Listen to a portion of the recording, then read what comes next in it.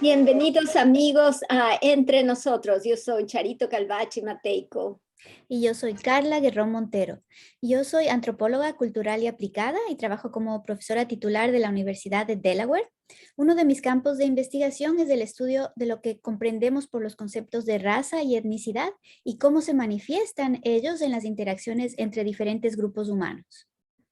Y por eso tú nos ayudas mucho a interactuar con nuestra audiencia y con nuestros invitados, Carlita. Yo soy la vicepresidenta de la Comisión Hispana de Delaware.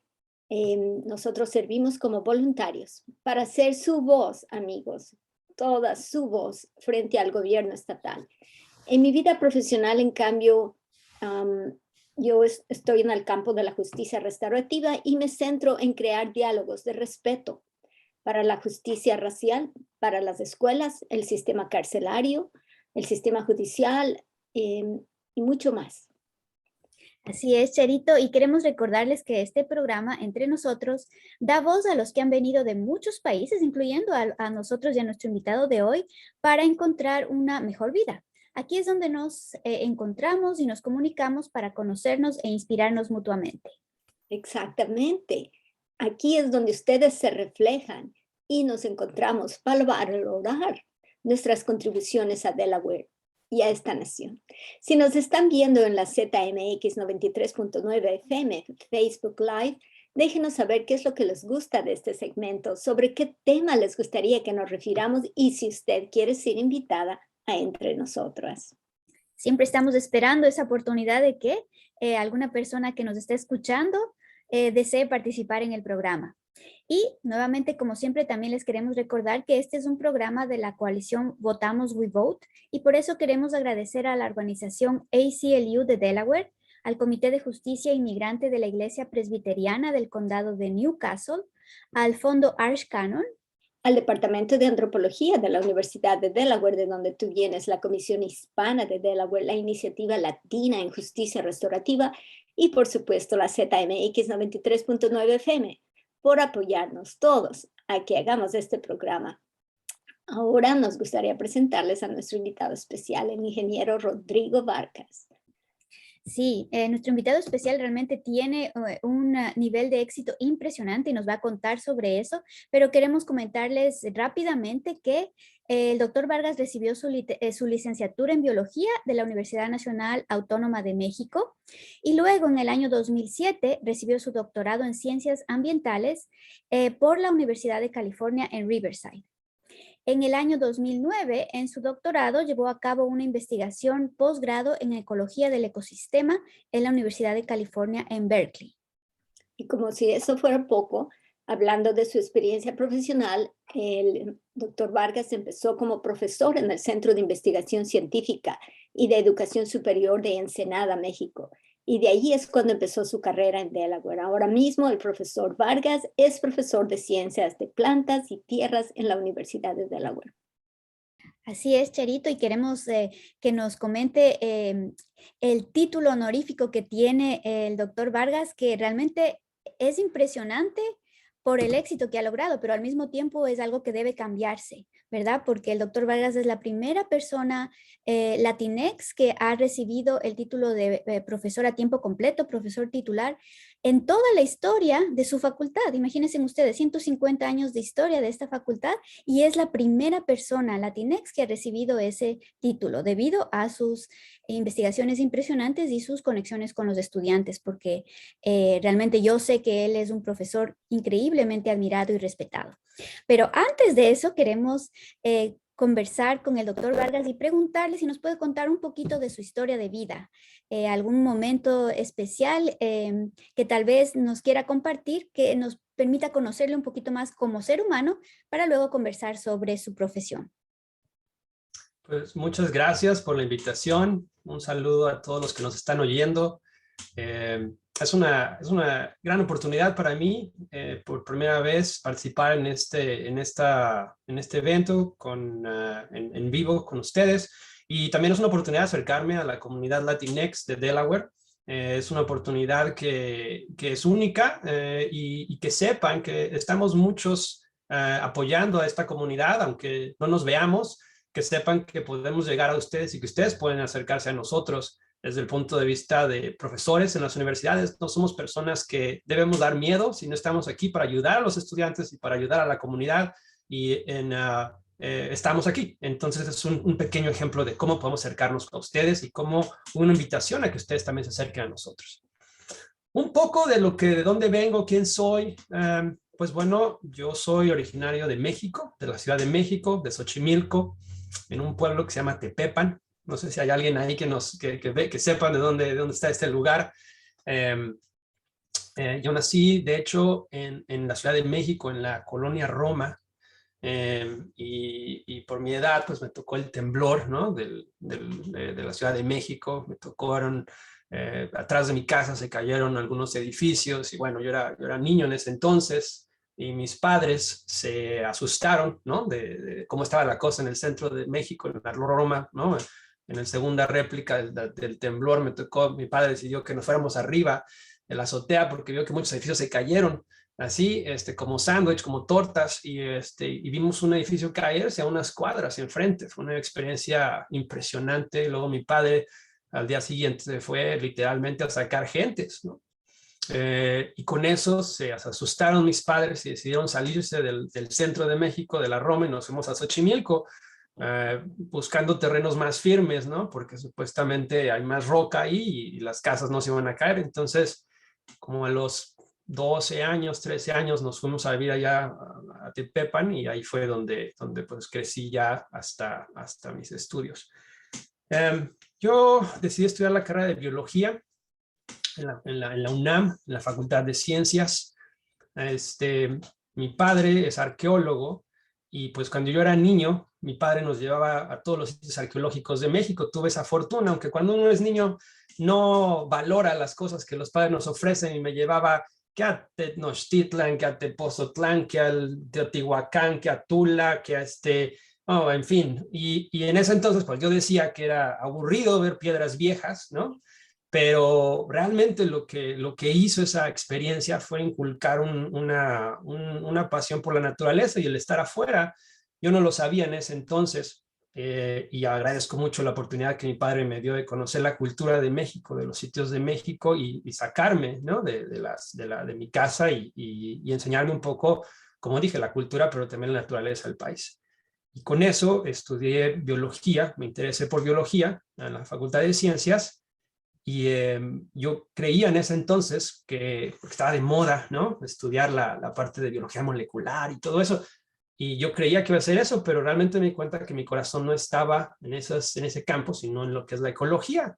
Y me interesé por los ecosistemas naturales de México, específicamente los suelos y las plantas. Y así es como empecé, ¿no? Digamos, mi vida hasta empezar mi vida profesional como estudiante de biología. Qué fascinante. ¿Y nos podrías contar cuál es tu trabajo de investigación de una forma que todos podamos comprender? ¿A qué te dedicas? ¿Cuál es tu punto de investigación más esencial, digamos? Pues déjame contarle primero una historia, ¿no? De cómo llegué donde estoy, antes de vernos a los detalles de lo que es lo que hago ahora. Yo creo que una de las preguntas más difíciles que se le puede hacer a un joven es preguntarle, ¿qué quieres ser cuando seas grande? ¿No?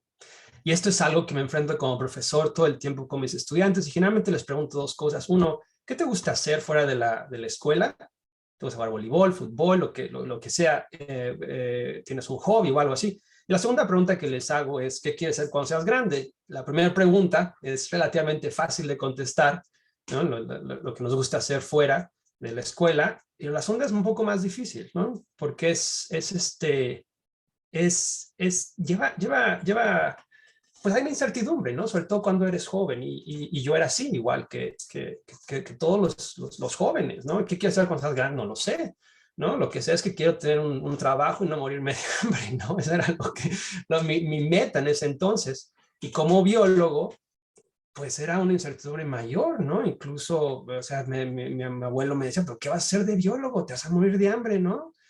Pero en ese momento era, bueno, no sé qué es lo que quiero ser de grande, no sé qué me va a llevar, pero no me gusta, no tengo interés en ser ingeniero o ser contador o eso, me interesaba la biología.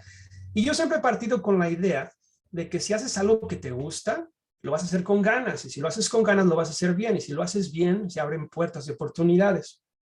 Claro, uno no sabe el futuro, es incierto, pero en ese momento era lo que decía, bueno, mi corazón está en la biología, creo que por ahí puedo entrarle y decidí, ¿no? Digamos, jugármela, ¿no? A ver qué pasa. Un día a la vez y si eres bueno y le echas ganas, pues esperas que las cosas salgan bien. Entonces empiezo a estudiar biología en la Facultad de Ciencias en la UNAM. Empiezo a darme cuenta que me gusta la ecología, ¿no? De cómo las plantas crecen y cómo están los suelos y cómo están los nutrientes en los suelos y cómo el clima influye en el crecimiento de las plantas. Y tengo la oportunidad de trabajar en un laboratorio de ficología. ¿Qué es eso? Es el estudio de las algas, las plantas que nacen en el agua. Y ahí tuve la oportunidad de trabajar en la península de Yucatán, cerca de Cancún, en una reserva que se llama El Edén, Reserva Ecológica El Edén. Tuve la oportunidad de trabajar ahí y hacer mi tesis de licenciatura en fijación de nitrógeno. ¿Qué es eso? La fijación de nitrógeno el nitrógeno es un elemento muy importante para las plantas. Todos los fertilizantes tienen nitrógeno, fósforo y potasio, que son los 3 nutrientes importantes. Si tú compras un fertilizante para tu pasto, ¿no? En cualquier lugar son los 3 componentes principales, pero son componentes limitantes. Eso quiere decir que no existen, ¿no? Bueno, sí existen, pero no son ampliamente disponibles. Y es la comida, ¿no? De las plantas y necesitan tomar eso. Entonces, para hacer los fertilizantes sintéticos, pues son procesos industriales, son procesos muy caros dentro de energía y de procesos. Pero antes de que existieran todos los procesos industriales, las plantas, los microorganismos hacían eso de forma natural. Y una de los organismos que hacen eso son las algas azules. Esas algas azules, ¿sí? Crecían generalmente en lugares inundados, los famosos humedales, y ahí fue donde yo me empecé a estudiar e interesar en procesos de los ecosistemas cuando yo era estudiante de licenciatura. Por favor, deténganme si tengo que explicar algo más. Y entonces tengo la oportunidad de trabajar en Yucatán con algas. Como mi tesis de licenciatura, dedico casi 2 años a eso. Y después viene la gran pregunta de qué vas a hacer después, ¿no? Entonces, pues no había muchas opciones en ese momento en México. En ese momento yo estaba trabajando de guía de turistas, haciendo el rafting, ¿no? El descenso de ríos en Veracruz, en los ríos el Filobobos, el Actopan, el Atoyac, ¿no? El Pescados. No sé si hay alguien que sea por esas regiones de Veracruz, súper bonito. Y pues esto es hace más de 25 años, entonces el negocio del descenso de ríos apenas estaba empezando en ese entonces. Yo obviamente no tenía dinero para comprar mi balsa ni nada, yo era simplemente un guía y ahí estaba jalando las lanchas, ¿no?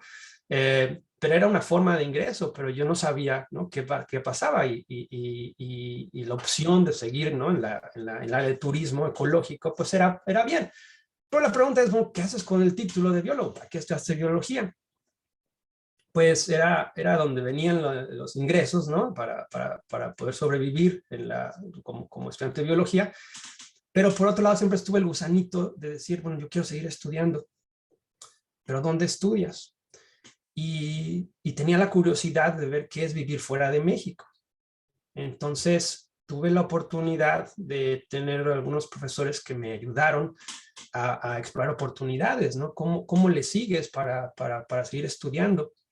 Entonces, México tiene un programa que por parte del CONACYT, el Consejo Nacional de Ciencia y Tecnología, que es el equivalente a lo que hay en Estados Unidos como el NSF, el National Science Foundation, para apoyar a estudiantes a hacer estudios de posgrado, tanto adentro del país como fuera del país. Esto es algo único y son oportunidades que todo el mundo debe saber, no solamente en diversos países de Latinoamérica que existen esas posibilidades, pero también dentro de Estados Unidos, que NSF, National Science Foundation, ayuda, ¿no? a estudiantes que quieran seguir sus estudios de posgrado y sobre todo estudiantes Latinx que tengan interés en el área de ciencias, tecnologías, matemáticas e ingeniería.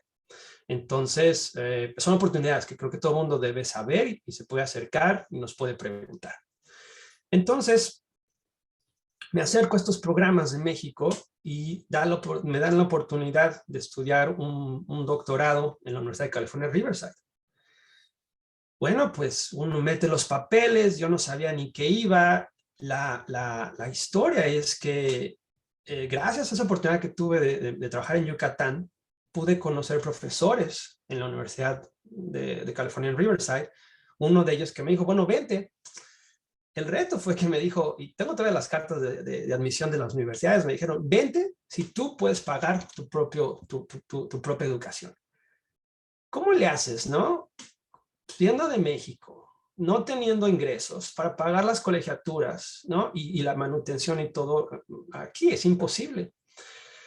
Gracias a estos programas de becas nacionales y algunos programas de becas de Estados Unidos, tuve la fortuna de poder estudiar un doctorado en la Universidad de California en Riverside. Y pues llega uno y pues no sabe hablar bien inglés, no entiendo las clases, ¿no? Y pues bueno, eso es un reto, ¿no? Porque de por sí las clases de las universidades son difíciles, ahora tratas de entender en un idioma que no es el tuyo. Fueron años muy difíciles. Y una cosa muy bonita que me pasó fue que pues era muy inseguro en hablar el inglés. Y una vez empiezo dando una presentación en la clase y empiezo diciendo, bueno, primero una disculpa porque no hablo bien inglés, pero voy a hacer mejor esfuerzo y voy a empezar a presentar. Entonces mi profesor, que no hablaba español, se acercó conmigo y me dijo una cosa muy interesante. Me dijo, nunca le digas a la audiencia empezar, ¿no?, la plática diciendo que no sabes hablar bien inglés, ¿no?, y disculpándote que no hablas bien inglés. Si haces eso, ¿no?, la gente se va a distraer completamente de lo que estás diciendo y se va a fijar en lo mal que hablas el inglés y no en las cosas que estás diciendo. Enfócate a decir lo que tú haces y ve, ¿no?, de lo mejor que puedas, ¿sí? Y la gente debe dar gracias de que estás haciendo el mayor esfuerzo para poderte comunicar, ¿sí?, de conceptos difíciles, ¿no?, en un idioma que no es el tuyo. Y esa lección fue para mí súper importante porque me dio mucha seguridad de comunicación, diciendo, es cierto, yo no tengo que disculparme porque no hablo bien inglés, sino tengo que enfocarme a comunicarme de la mejor forma que pueda. Y si alguien tiene una pregunta, con mucho gusto me pasa la pregunta y lo voy a contestar de la mejor forma. Y eso me marcó realmente, ¿no?, mi forma de comunicación y de crecimiento en este país, en la forma en la que comuniqué como estudiante y me comunico como profesor ahora. Obviamente con el tiempo uno va siendo mejor orador y va teniendo más capacidades de comunicación, etc. Termino el doctorado y tuve la oportunidad de seguir trabajando en México cuando estaba en la Universidad de California en Riverside. Continué haciendo trabajos en la península de Yucatán, en parte porque sentía una responsabilidad moral de que si tenía el apoyo de México, pues hacer investigación en México. Y después de eso me titulo y hago un postdoctorado en la Universidad de California, Berkeley, y ahí tuve que aprender otras cosas y me enfoqué a otros tipos de investigaciones, no en México nada más, sino alrededor del mundo. Y luego regreso a México. Regreso a México porque tenía el interés de regresar a mi país, ¿no?, y contribuir a la educación de México. Entonces regreso al centro, al CICESE, ¿no?, en Ensenada. Estoy ahí por 3 años. Y por razones personales, estoy ahora en la Universidad de Delaware, en los que estuve, después de estar 3 años en México, las oportunidades se dieron para regresar a Delaware.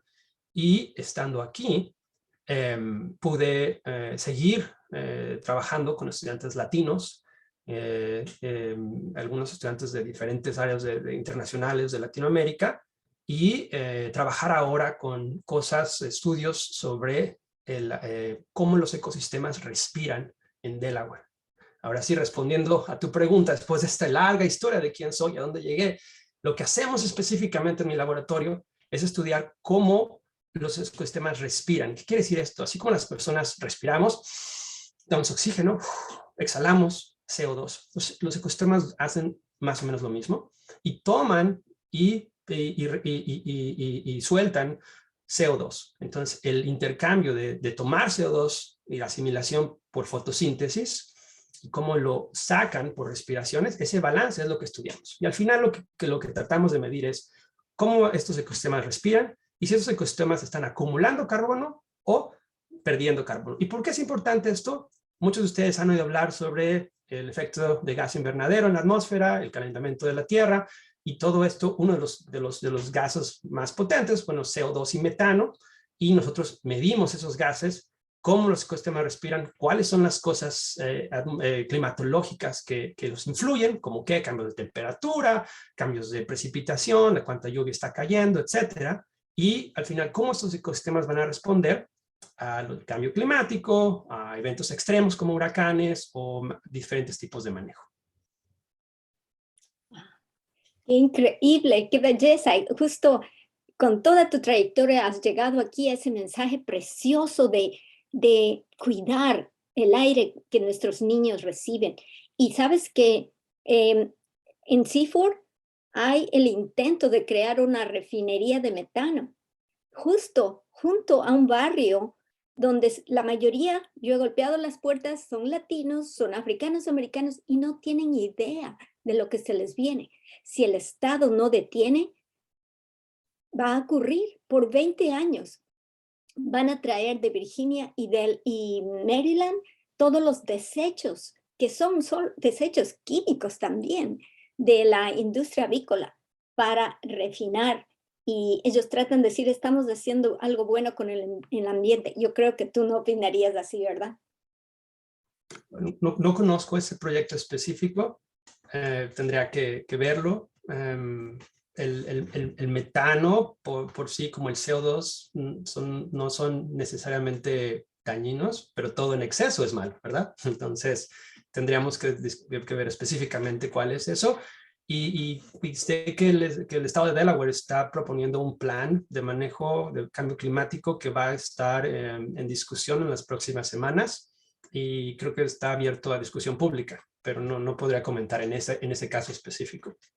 Claro, claro. Bueno, hay muchas cosas que pueden ir muy mal en estas plantas y trayendo los desechos químicos de otros 2 estados a este pequeño ecosistema nuestro. Solo pensar en eso para mí ya es una alarma grande.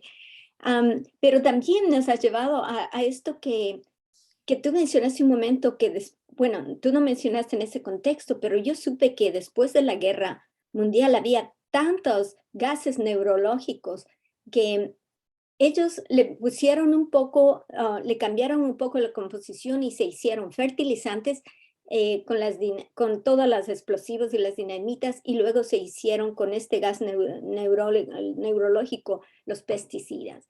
Así es que estamos siendo producto de la posguerra del siglo anterior y seguimos usando esas cosas para nuestra comida. ¿Tú qué piensas de eso? Bueno, mi área de estudio no está enfocada a ese tipo de compuestos químicos, entonces no podría comentar específicamente sobre eso. Pero mi área de estudio se enfoca más a cómo hay cambios atmosféricos y cómo la composición química de la atmósfera ha cambiado. Brevemente, ¿qué significa esto? Hemos hablado otra vez, hemos oído lo que se dice como el cambio climático y eso, pero ¿cómo lo estamos midiendo los científicos? Bueno, es cierto, como tú mencionas, que hay muchos químicos y muchas cosas que hay en la atmósfera, pero lo que específicamente mi grupo estudia es cómo la acumulación de ciertos gases, específicamente gases de efecto invernadero, como son el CO2, el dióxido de carbono y el metano, han crecido en su acumulación en la atmósfera y cuáles son los efectos en los ecosistemas naturales. Entonces, una de las cosas más interesantes que hay es que la gente ha estado monitoreando, ¿no? Midiendo continuamente la composición de la atmósfera. Por ejemplo, CO2 en el Mauna Loa, ¿no? En Hawái, son los registros más antiguos que hay, ¿no? Que llevan más de 40 años. Más 50, 60 años. Y entonces, al principio, cuando empezaron a medir esto, ¿para qué mides esto? No hay necesidad. pero gracias a que se hicieron estos monitoreos continuos apoyados por la NOAA, se puede ahora saber que sí hay efectivamente un cambio gradual. Entonces, eso nos llama la atención a dos cosas importantes. Uno, algo que parecería aburrido del medir el monitoreo, es importante hacerlo porque es la forma tenemos información para tomar decisiones apropiadas. Esto puede ser para CO2, pero puede ser para cualquier otro químico, como mencionas, ¿no? Si no existe ese monitoreo, esa información base, ¿cómo podemos informar a la comunidad?